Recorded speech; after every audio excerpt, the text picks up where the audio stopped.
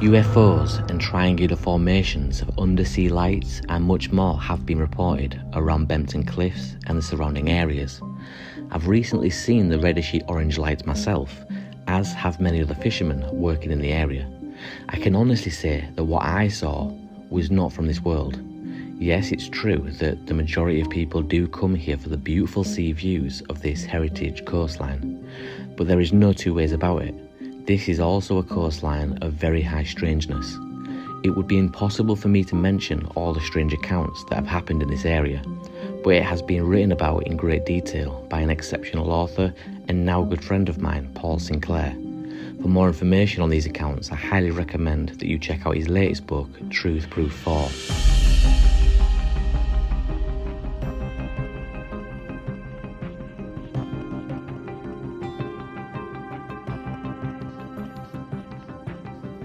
Hi guys, thank you all so much for joining me back here again on the 401 Files. It's an absolute pleasure, as I always say, to be able to bring out so many like-minded people that continually now keep coming back and enjoying the content. So thank you guys so much for doing that. I really do appreciate it.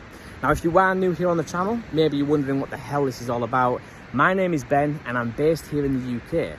I get out into some of these locations that we refer to as hotspots. We call them hotspots because they are locations that are renowned for strange reports of things like UFO sightings, alien abductions, sightings of strange cryptids like the UK Wildman, and even the paranormal. Now, usually on my channel, I'm out exploring my local stomping grounds, which is the North Yorkshire Moors, where a lot of strange activity does take place. But tonight's video is going to be a little different. We're here on the east coast of the UK, specifically at a location called Caton Bay. Now, just a few miles in this location, there is another huge hotspot called Bempton Cliffs, and a bit further on from that is another hotspot called Flamborough Head. That is where I first had my UFO sighting, my very first UFO sighting only a few months back, and since then I've been hooked with some of the strange phenomena that has been reported all up and down the east coast of England. I've pushed a little bit in up off the beach now, guys. Behind the camera there's a grass embankment where I'm going to be setting the tent up tonight. We're going to get some food on, maybe a little fire going on the beach, and we're going to sit this one out and see what we can discover. Hopefully, if we are lucky enough, we might record some of these strange lights that people keep reporting. I really do hope so, but just all in all, guys, it's an amazing location with beautiful scenery and a lot of strange reports coming from this area. It should be a good one. Kick back, relax, as always, and enjoy.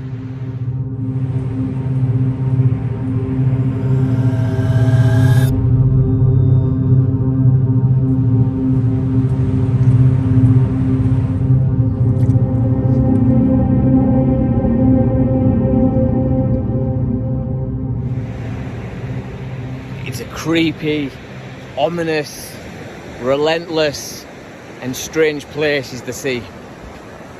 And that's a phobia that many people around the world share, a phobia of the sea. And I can see why, because it's the unknown again. Anything that us humans have to deal with that is in the realms of the unknown is terrifying, and you don't get any more unknown than the ocean. If you think about all the different species out there that are still yet to be discovered and probably will never be discovered because us as a species ourselves will die out long before we discover those species out in the ocean. It's just a crazy thought.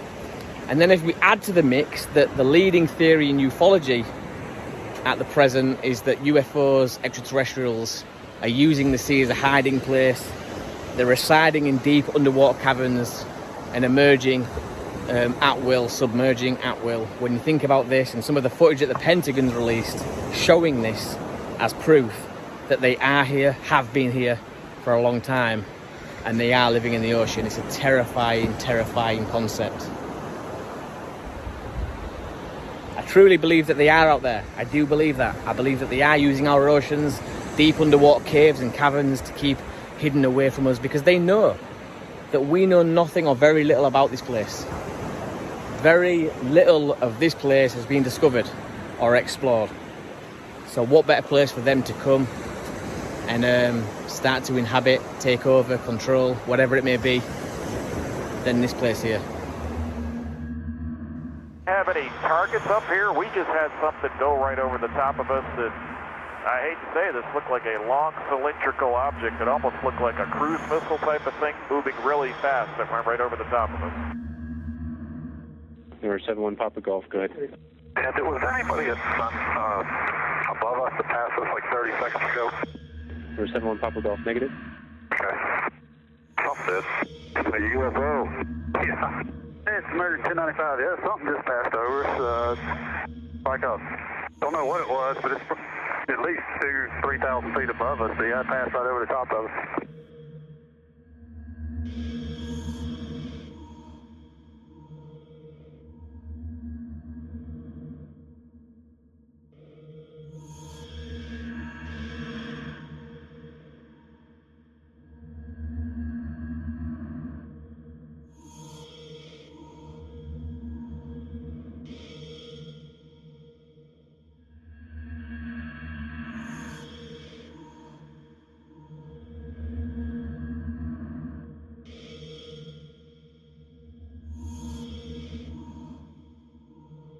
So I've brought the laser star pointer out with me tonight. This should be quite fun and interesting. And the idea is that when I'm sat by the tent tonight and it gets dark, if I do see any strange lights hovering out at sea, I'm just going to turn on the laser pointer, give it a quick blast, and see if we get some kind of a response. Now I have to be careful because there is an optical illusion that fools a lot of people, and that is that they believe they're looking at something in the sky when in actual fact they're looking at a ship out on the horizon many miles out. So I don't want to be shining the laser pointer at ships. That's just not why I'm here. But if I do see some strange object or some strange lights moving in a weird formation, then yes, I will be trying to make contact, because I believe 100%. The lights that I saw only a few miles around the corner from this location, and this was going a few months back, I've thought about them a hell of a lot since.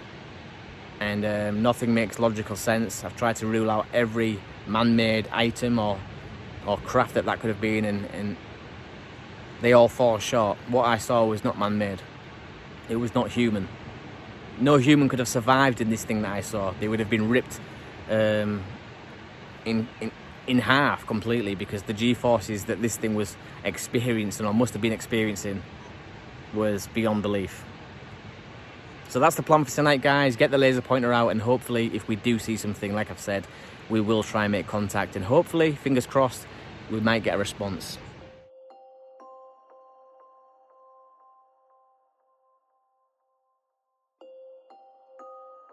The human belief and overwhelming desire to prove that extraterrestrials are here, or maybe even out there, is unlike any other belief before it. Religion, nationalism, or conspiracy theories usually place humans at the centre of a grand story. But if we accept the idea that we're not alone in the universe, and we accept that we are being visited from intelligent life forms elsewhere in the cosmos, we instantly demote ourselves to tiny little pawns in a chess game that is being played across a board of inconceivable scale. For some people, a visit from aliens who are capable of getting here long before we are ever capable of getting there, wherever they may be, is unthinkable. After all, if we humans are the ones making first contact, then we are the advanced ones, and the aliens are probably more like pond scum. But when the aliens are the explorers, it is we who are more like the pond scum, and for some people, well, that pill is just too hard to swallow. So this is it now, guys. This is the transition phase, as I like to call it. Very important time of night where we swap from day to night, and it's when the eyes start to adjust very gradually, and it's during this time that our minds can be fooled, our eyes will play tricks. So what I like to do is maybe take 20-30 minutes to let that transition happen gradually and naturally. All the families that have been on the beach today, enjoying the beach and the sunshine, and now heading to the car park, and in roughly only an hour's time, I would guess that I'm the only one left on the beach, which for me, as an investigator, as someone who's here to see strange phenomena, I think that that's a really good thing, because it helps me eliminate other possibilities. The less people that we have here, the less likely that it is to be human activity if I was to see something or experience something. And yeah, it's been a brilliant night so far. As you can see behind me, the sun is going down over the horizon, and it's casting all kinds of beautiful colours there. So It's been a great night, and I'm really excited as to what might come throughout the night. I'm going to stay up as late as I can. As you've just seen, I've got the fire going, and yeah, really looking forward to this.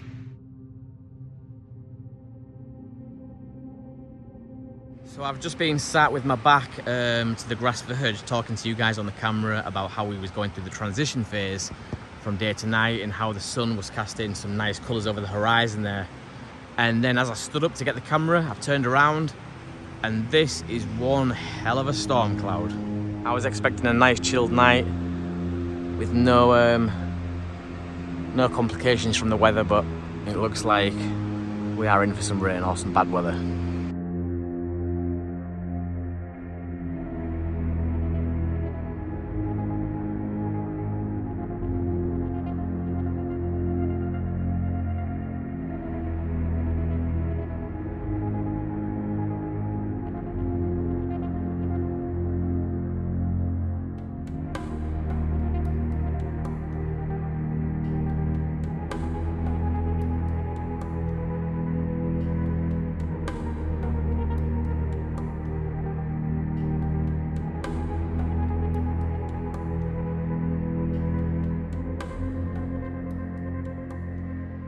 So as I'm setting the tent up, I just keep glancing up on this the brow of this hill, and every now and then you see two people or a group of people stood there just looking down, obviously because I've got the torch on, so they've seen me.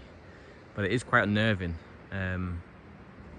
Although that is a popular walking route on top of this hill. Like, this is known as the Cleveland Way, and the finishing point is about 7 miles ending at Filey, so people will be walking this route all through the day and all through the night. But I just don't like the idea that I'm setting up the tent down here on my own and there's people up there that are looking down on me. So yeah, a bit creepy, but nothing unusual at this point, I don't think.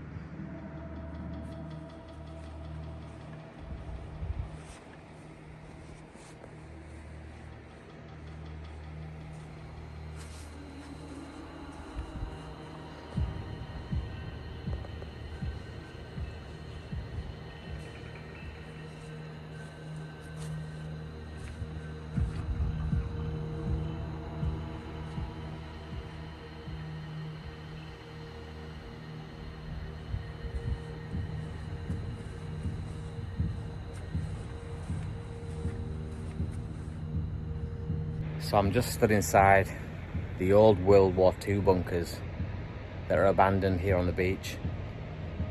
Originally these would have been situated high up on the hill, but due to erosion over time they've rolled down the hill and ended up on the beach.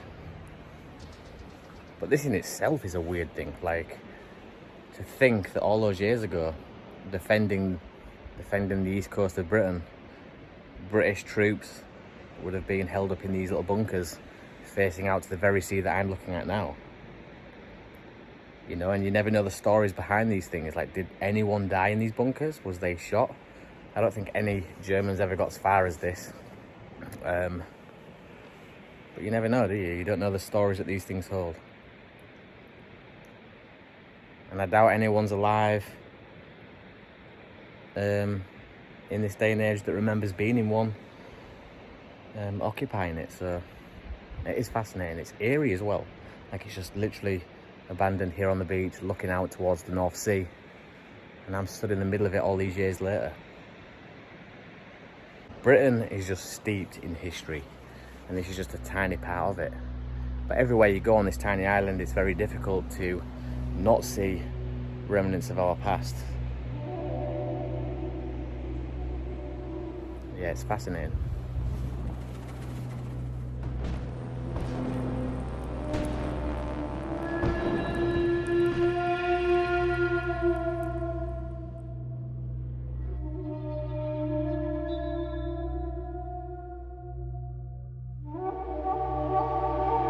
You can see somebody over there walking along the shoreline with a torch in their hand. They've stopped at the minute, so you might not be able to pick them out, but once they start walking again, I'll try and zoom in.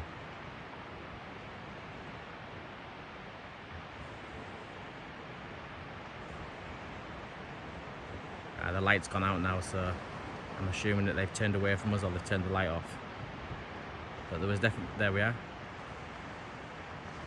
There's definitely someone over there with a torch.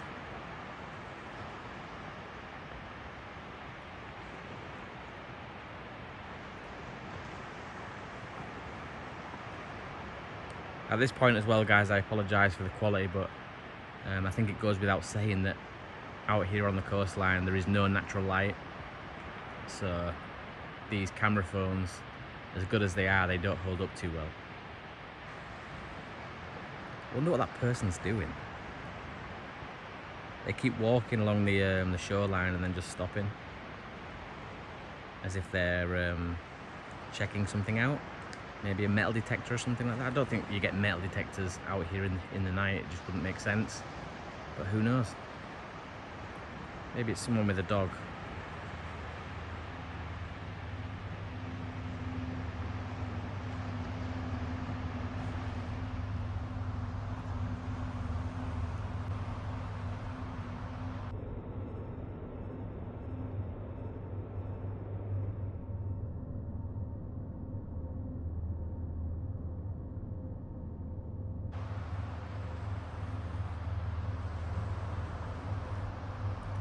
That actually scared me just then, because there was a big green light that flew down the beam at me, and I'm guessing it was a bug, but it took me a while just to figure out what that was.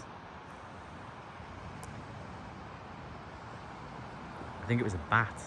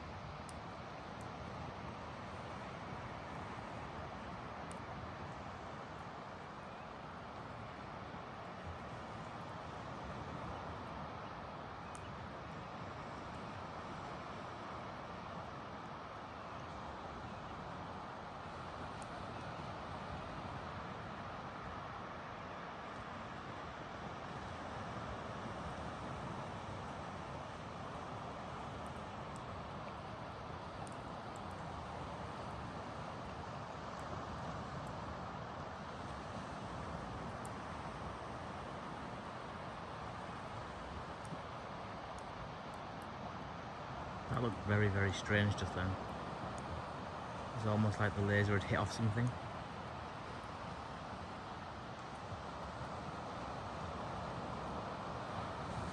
I can't find it anymore, but it just looked like there was a pattern to it once I shone it into the sky.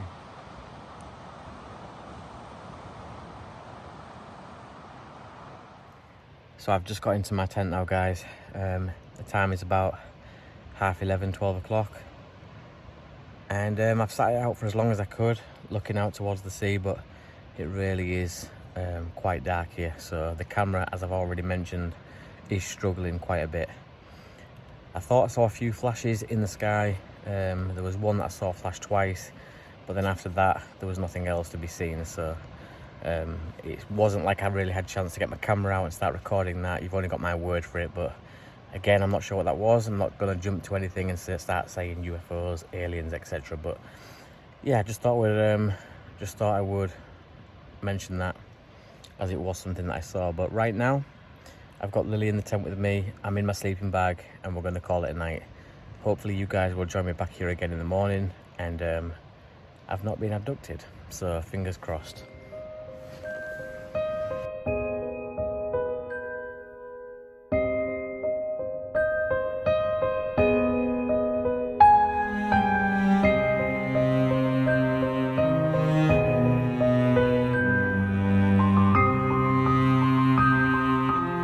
Morning, guys. Time is about 6 o'clock now in the morning. Slept shocking, I'm not gonna lie. Never had a really good sleep at all. Lily slept well, so it was nothing to do with her. She wasn't fidgeting or anything like that, but my neck on the pillow, the tent, the angle of the tent was just on a slope. It wasn't the best night's sleep at all. I was on and off, which I think is worse than not sleeping at all sometimes. But overall, great experience, and I will definitely be doing this again in the future. In terms of strange things happening, unless I've been abducted and the memory's not come back to me yet. Nothing really much happened. As I mentioned, I had the laser pointer out. I saw a few strange lights, but nothing that stuck around for long enough for me to make my mind up on what that was. The scenery, as always, waking up this morning, absolutely stunning, as it was last night before the sun went down. It's just been an amazing experience. As I reflect on the night's investigation, I catch myself imagining that somewhere else out there, on some distant planet, there could be a beach much like the one that I'm sitting on right now. Maybe there's another intelligent being somewhere, getting ready to start the dreaded night shift at some huge SETI installation, and maybe they're hoping that they'll be the one to receive a message from outer space. Or maybe they've already picked up on our presence long ago. After all, we've been leaking radio signals into space now for well over 100 years. Basically, what this means is that our location has been online to anything within a radius of about 100 light years from Earth. A distance this size would have reached about 75 different star systems by now, all of which are capable of seeing our position out here in space. Of these star systems, astronomers have already observed exoplanets orbiting in 4 of them. Take the TRAPPIST-1 star system for an example. It has 7 Earth-sized planets, 4 of which are located perfectly within the habitable zone.